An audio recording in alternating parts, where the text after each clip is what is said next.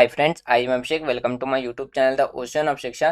तो आज की वीडियो सीरीज में जो कि हमारा चैप्टर चल रहा है 7 chapter fundamental right, 6th edition of M Laxmikanth. तो उसमें आज जो हम लेक्चर 14 डिस्कस करेंगे, इसमें हम दो सबसे ज्यादा इंपॉर्टेंट राइट डिस्कस करेंगे। एक है फंडामेंटल राइट आर्टिकल 21A, जो कि किस बारे में बात करता है, राइट टू एजुकेशन के बारे में बात करता है। और दूसरा है protections against arrest and detections. ये दो फंडामेंटल राइट हम डिस्कस करेंगे।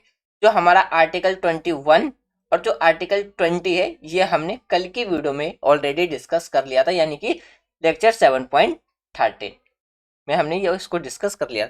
इससे पहले जो भी हमने चैप्टर में हमने डिस्कस किया था, टॉपिक डिस्कस किया है, वो ऑलरेडी उसका लिंक आपको डिस्क्रिप्शन में मिल जाएगा, आप उसको देख सकते हैं। क्योंकि ये सबसे ज्यादा एक क्या है, एम लक्ष्मीकांत का सबसे बड़ा और लेंदी चैप्टर है हमारा फंडामेंटल राइट, और उतना ही ज्यादा क्या है, इंपॉर्टेंट है।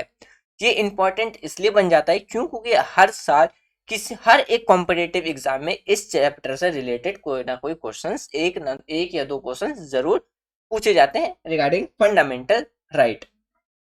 तो आज हम अपना दो टॉपिक डिस्कस करेंगे। तो चलिए स्टार्ट करते हैं हम अपना आज का डिस्कशन।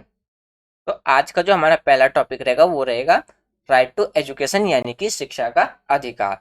शिक्षा का जो अधिकार है, यानी कि हमारे पास जो राइट टू एजुकेशन है, वो किसके अंदर बात रखी गई है, वो रखा गया आर्टिकल 21A के अंदर में।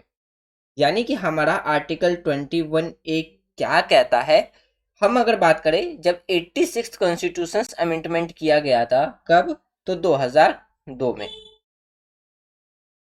तो इसके तहत क्या है, राइट टू एजुकेशन को एक कॉन्स्टिट्यूशनल यानी कि एक फंडामेंटल राइट के रूप में हमें क्या है, तो हमें दिया गया कि हर एक बच्चे को क्या है, 6 साल से लेकर, यानी कि जो 6 साल का बच्चा हो, 6 साल से लेकर के 14 साल के बच्चे को एक निःशुल्क यानी कि फ्री एजुकेशन प्रोवाइड कराना स्टेट का काम होगा। किसका काम होगा, ये स्टेट का काम होगा, यानी कि ये राज्य का काम होगा। और यही रखी गई थी आर्टिकल 21A के अंदर।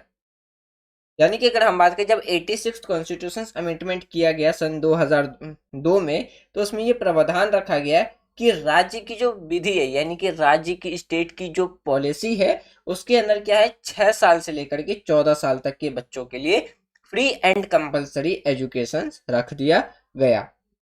और इसके लिए अगर हम बात करें, तो ये जो हमारा अधिकार है, इसको व्यवहारिक रूप देने के लिए क्या है, फिर पार्लियामेंट के अंदर निःशुल्क एवं अनिवार्य शिक्षा यानी कि फ्री एंड कंपलसरी एजुकेशन क्या है, अधिनियम यानी कि एक्ट 2009 में लाया गया। और इसे कब, 1 अप्रैल 2010 में लागू हुआ, यानी कि ये एक्ट पास हुआ। उसके बाद क्या है, हर एक बच्चे को जो कि 6 साल से लेकर 14 साल के बीच में है, उसे एजुकेशन का अधिकार दे दिया गया।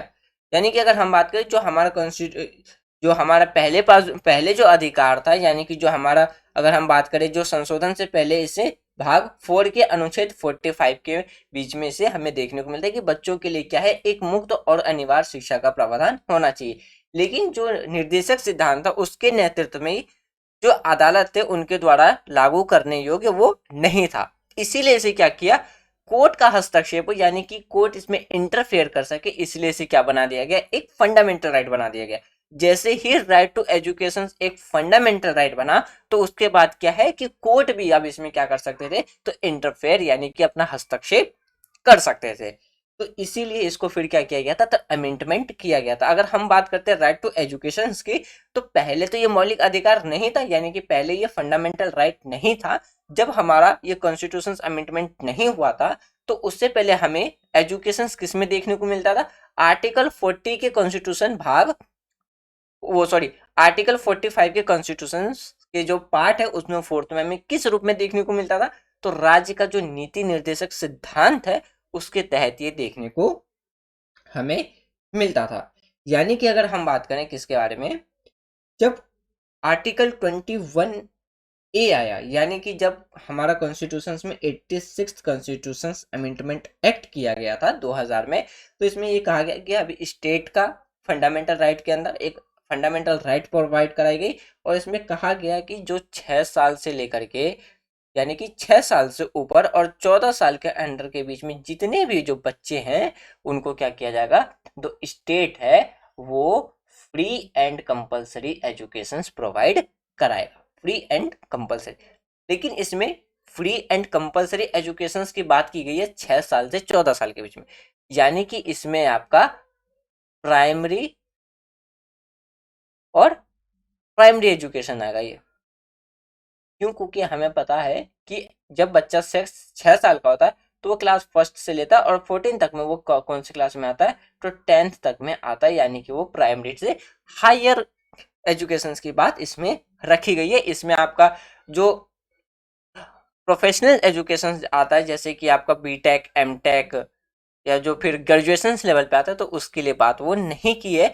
बात इसमें सिर्फ 6 साल से लेकर के 14 साल तक के बच्चों के लिए कही है कि स्टेट का काम होगा कि अब हर एक 6 साल से 14 साल के बच्चों के लिए क्या है, एजुकेशन प्रोवाइड कराना। फिर आर्टिकल 51A के तहत क्या रखा गया कि इसे एक फंडामेंटल ड्यूटीज भी बना दिया गया। फंडामेंटल ड्यूटीज किस तरह से, हर एक पेरेंट्स का ये कर्तव्य बना दिया कि 6 साल से लेकर के 14 साल तक के बच्चों के लिए क्या है, आपको फ्री एंड कंपलसरी एजुकेशन देना होगा। यानी कि अगर हम बात करें जो फंडामेंटल राइट है, जो हमारा राइट टू एजुकेशन है, अगर हम राइट टू एजुकेशन की बात करें तो ये तो हमें एक फंडामेंटल राइट्स के रूप में भी देखने को मिल जाता है, ये हमें डीपीएसपी में भी देखने को मिलता है, और ये हमें किस में देखने को मिलता है, एक फंडामेंटल ड्यूटीज के रूप में भी देखने को मिलता है। यानी कि राइट टू एजुकेशन एक ऐसा अधिकार मिल गया जो कि तीनों में आने लगा, यानी कि हमारा अधिकार भी बन गया, राज्य का भी एक नीति निर्देशक सिद्धांत बन गया, और पेरेंट्स की एक फंडामेंटल ड्यूटीज भी क्या कर दी गई, तो बना दी गई कि आपको हर एक बच्चों को क्या है, जो कि 6 साल से 14 साल के बीच में आपको उसे कंपलसरी और फ्री एजुकेशन प्रोवाइड कराना है। अगर हम बात करें कि इसका जो अगर हम बेस माने कि ये अधिकार क्यों दिया गया, अगर हम इसका मूल आधार माने तो ये अगर हम क्यों, क्योंकि इसमें क्या क्या करने की बात रखी गई थी, तो इसमें जो सोशल जस्टिस है उसको और इक्वालिटी को प्रमोट करने का जो इसका बेस बनाया गया, यानी कि इसकी जो मेन ऑब्जेक्टिव रखा गया कि हमें एजुकेशन को प्रोवाइड क्यों कराना है, तो वो था कि जेंडर इक्वालिटी लाना, एजुकेशन को प्रमोट करना, और जो सोशल जस्टिस है उसके बेस पे क्या रखा गया, तो उसको बेस बना करके हमें यह अधिकार दिया गया कि हर एक नागरिक के पास, यानी कि हर एक 6 साल से 14 साल के बच्चे के पास अधिकार होगा कि वो अपना एजुकेशन ले, और जो प्राइमरी से जो क्लास फर्स्ट से जो 10th तक की एजुकेशन है उसको वो कंप्लीट करे। यानी कि अगर हम बात करें भारत में जो शिक्षा का जो अधिकार है वो क्या है, संविधान ए के अंतर्गत में क्या बना दिया गया, उसे फंडामेंटल राइट बना दिया गया। हमने उसको ए रखा है क्योंकि ये कॉन्स्टिट्यूशन 21 जो फंडामेंटल राइट जो 21 है उसके अंदर इसमें अमेंडमेंट किया गया, इसलिए हमने इसको कर दिया article 21A right to education. यानी कि 2 दिसंबर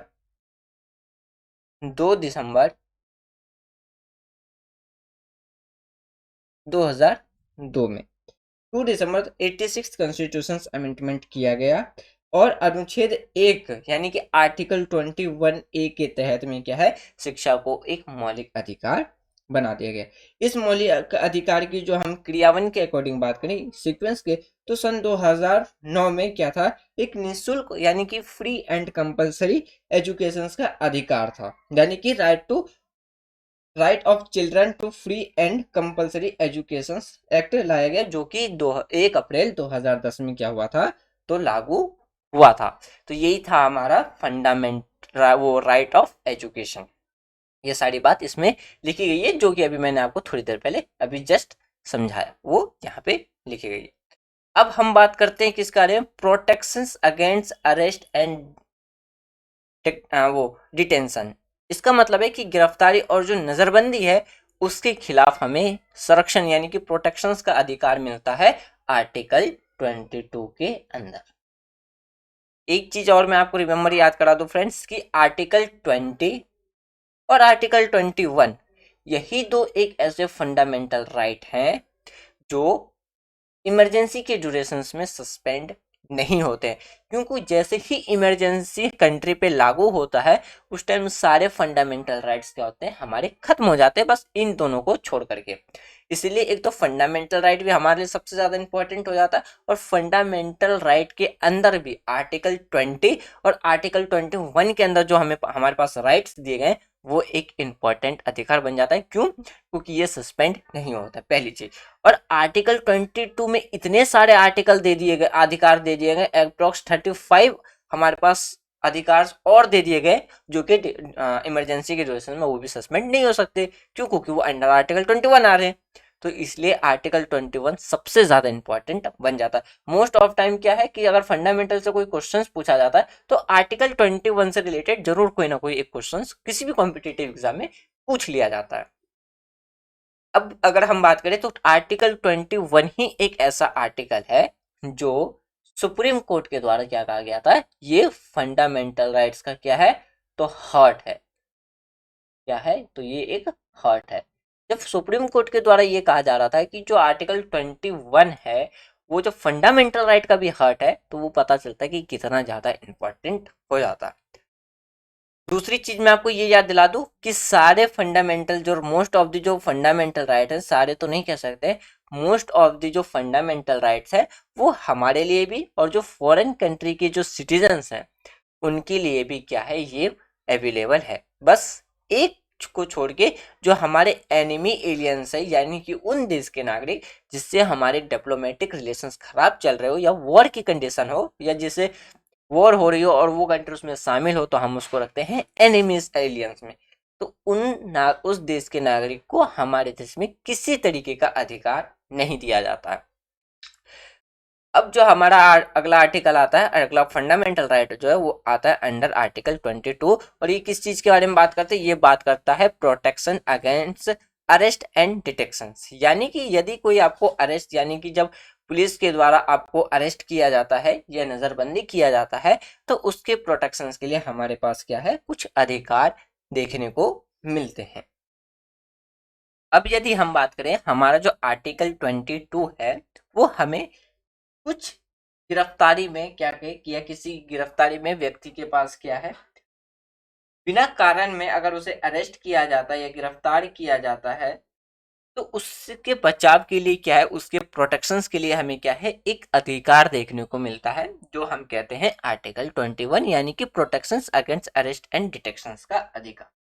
इसमें क्या रखा गया, इसमें कुछ क्लॉजेस हैं, सब क्लॉजेस एंड सब क्लॉजेस। जैसे कि आर्टिकल 22 में क्लॉजेस ए, क्लॉज बी, क्लॉज सी, और इसमें भी तुम आपको क्या देखने को मिलेंगे, क्लॉज के भी सब क्लॉज देखने को मिलेंगे। यानी कि अगर हम बात करें जो फंडामेंटल राइट है हमारा कौन सा, प्रोटेक्शंस वाला,